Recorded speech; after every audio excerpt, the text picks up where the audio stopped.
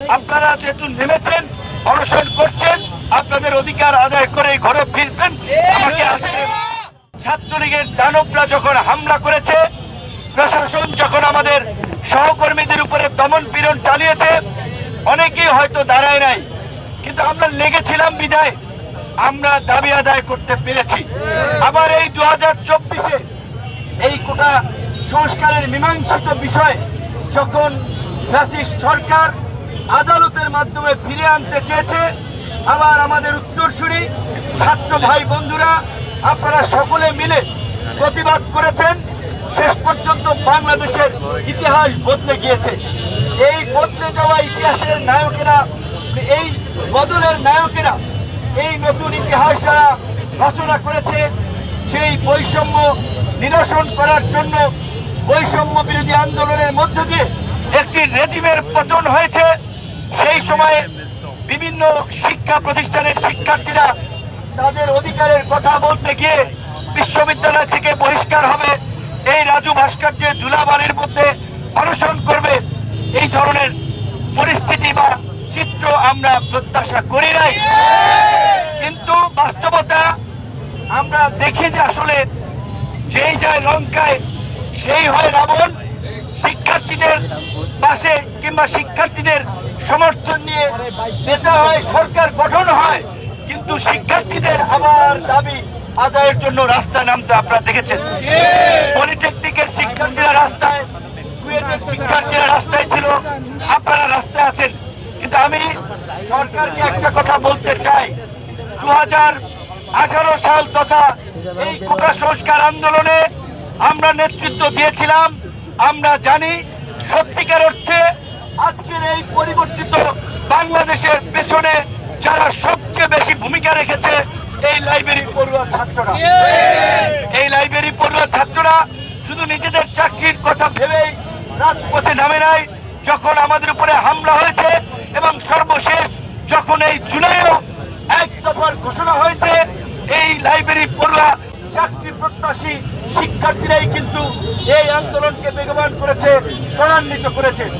আজকে এই পিএসসি সংস্কারের যে এক দফা দাবি, আমরা মনে করি শুধুমাত্র পিএসসি না, সরকারি বিভিন্ন নিয়োগে যে অস্বচ্ছতা রয়েছে সেটাকে পরিপূর্ণভাবে স্বচ্ছ করা দরকার।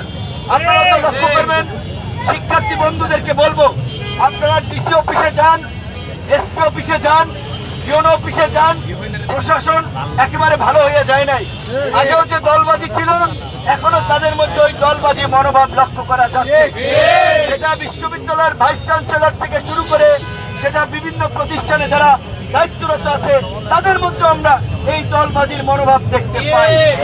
এই যে ভাইবার নাম্বার সহ যারা বিসিএস ক্যাডার হিসেবে নির্বাচিত হয়, তারা প্রিলিতে কত পেয়েছে, লিখিততে কত পেয়েছে, ভাইভাই কত পেয়েছে, এইটা প্রকাশ করতে সমস্যা কোথায়? এই দাবি তো অযৌক্তিক না, এই দাবি যৌক্তিক। বরঞ্চ এই যৌক্তিক দাবিকে অ্যাভয়েড করাটা হচ্ছে অযৌক্তিক, অন্যায় এবং অবিচার। তাই আমরা মনে করি এই যে 8 দফা দাবির মধ্যে তাদের যে দাবি, পিএসসির এই যে ভাইভা আগে যেটা ছিল 50, সেটাকে আওয়ামী আমলে 200 নাম্বার করা হয়েছে এই ছাত্রলীগের ছেলেদেরকে চাকরি দেওয়ার জন্য। আমি মনে করি এই ভাইবার নাম্বার 85 আবার করে নিয়ে আসা দরকার।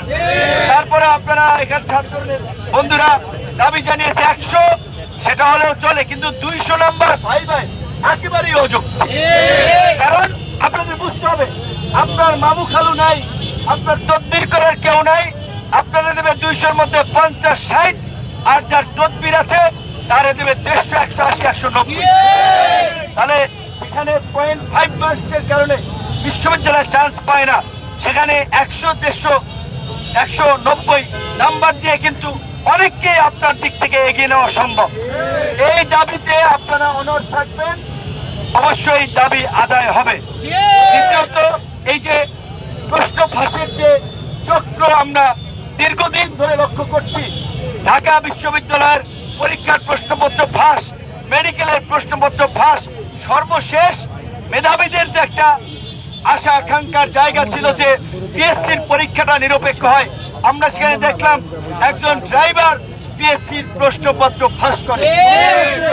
এই ড্রাইভারের সাথে আরো কারা কারা জড়িত ছিল, এই প্রশ্ন ফাঁসের কারা চাকরিতে পরীক্ষা দিয়ে চাকরিতে ঢুকেছে, সেই বিষয়ে কিন্তু ওইভাবে ইনভেস্টিগেশন করা হয় নাই।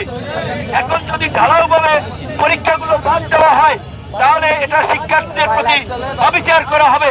যারা এই প্রশ্ন ফাঁসের মাধ্যমে চাকরিতে ঢুকেছে, প্রমাণের ভিত্তিতে তাদেরকে চাকরিচ্যুত করার আমরা দাবি জানাই। এবং আমার খুব এটা খারাপ লাগে, 35-এর আন্দোলন বলেন কিংবা এই পিএসসি সংস্কার আন্দোলন বলেন, শিক্ষার্থীরা যখন বিভিন্ন দায়িত্বশীল কর্তৃপক্ষের সাথে কথা বলতে যায়, কেউ মূল্যায়ন করে না।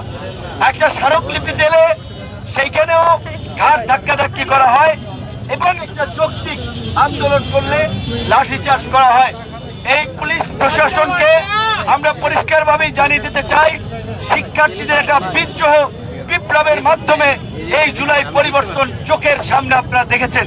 কাজে শিক্ষার্থীদের সাথে আচরণের ক্ষেত্রে অবশ্যই আপনারা সহানুভূতিশীল এবং সহনশীল হবেন, অন্যথায় শিক্ষার্থীরা যদি গরম হয়ে যায়, সারা বাংলাদেশ কিন্তু জ্বলে উঠবে। এখানে পিএসসিতে এই যে আরেকটা আমলাতান্ত্রিক জটিলতা, একটা বিসিএস নিয়োগের ক্ষেত্রে 3-4 বছর লেগে যায়। আমার মনে হয় যদি কর্তৃপক্ষ চায় 1 বছরের মধ্যে নিয়োগ প্রক্রিয়া সম্পন্ন করতে পারে, এবং আমরা অনুরোধ করব 1 বছরের মধ্যে এই নিয়োগ প্রক্রিয়া সম্পন্ন করার, এবং একটা পরীক্ষার দেখা যায় রিটেন চলে, আরেকটা পরীক্ষার ভাইবার ডেট দিয়ে দেয়। এইটা একটা প্রহসন, এটা আমি মনে করি একেবারে বিবেকহীন কাজ। এটা তো তারা শিক্ষিত মানুষ, উচ্চশিক্ষিত মানুষ, তাদের তো এটা আমলে নেওয়া দরকার যে স্বাভাবিকভাবেই শিক্ষার্থীরা একটা যে সময় পরীক্ষা দিচ্ছে, আরেকটা পরীক্ষার জন্য ডাকা হলে 2 দিক থেকে মানসিক চাপ। তো এই কারণে এই পরীক্ষার স্কেডিউলগুলো, রুটিনগুলো এমন ভাবে করা দরকার যেন একটার সাথে আরেকটার ওভারল্যাপ না হয়। সেই ক্ষেত্রে আমি মনে করি আমরা যেমন 2018 সালে কোটা সংস্কার আন্দোলনের মধ্যে দিয়ে এই ফ্যাসিবাদী রাষ্ট্র কাঠামো সংস্কারে শেষ পর্যন্ত এই জুলাইয়ের এই কোটা সংস্কার আন্দোলনকে কেন্দ্র করে একটা গণ অভ্যুত্থানের মধ্যে দিয়ে নতুন বাংলাদেশ রচনা হয়েছে। আপনাদের এই পিএসসি সংস্কার আন্দোলনের মধ্যে দিয়ে সরকারি বেসরকারি সকল চাকরিতে মেধাবীদের একটা ন্যায্য অধিকার প্রতিষ্ঠিত হবে। আপনাদের এই আন্দোলনের সাথে আমরা আছি, আমরা পরিপূর্ণভাবে সমর্থন করছি। যথাযথ কর্তৃপক্ষকে বলবো তাদের এই যৌক্তিক দাবি কিভাবে অ্যাড্রেস করা যায়, কিভাবে ইমপ্লিমেন্ট করা যায়, সেই বিষয়ে আপনারা নজর দিন। আপনারা ভাববেন না এসি রুমের মধ্যে বসে থেকে আমলাতান্ত্রিক জটিলতা করবেন, কমিটি করবেন, প্রতিবেদন দেবে, এইগুলা করতে করতে 6 মাস লাগাবেন। শিক্ষার্থীরা কিন্তু এত সময় দিবে না, কারণ আমাদের অনেক অভিজ্ঞতা আছে। একটা চলন্ত আন্দোলন একবার যদি থেমে যায়, এই কর্তৃপক্ষ আর কথা রাখে না। তাই আমি আপনাদেরকে বলবো, আপনারা যেহেতু নেমেছেন, অনশন করছেন, আপনাদের অধিকার আদায় করে ঘরে ফিরবেন। আমাকে আজকে আমার সাথে গতকালকে যোগাযোগ করা হয়েছে, আমরা আজকে পঞ্চগড়ে ছিলাম সকালে, সেখান থেকে এসে আপনাদের সাথে জয়েন করেছি। যে কোনো সময় আপনারা ডাকবেন, আমরা আছি। ধন্যবাদ।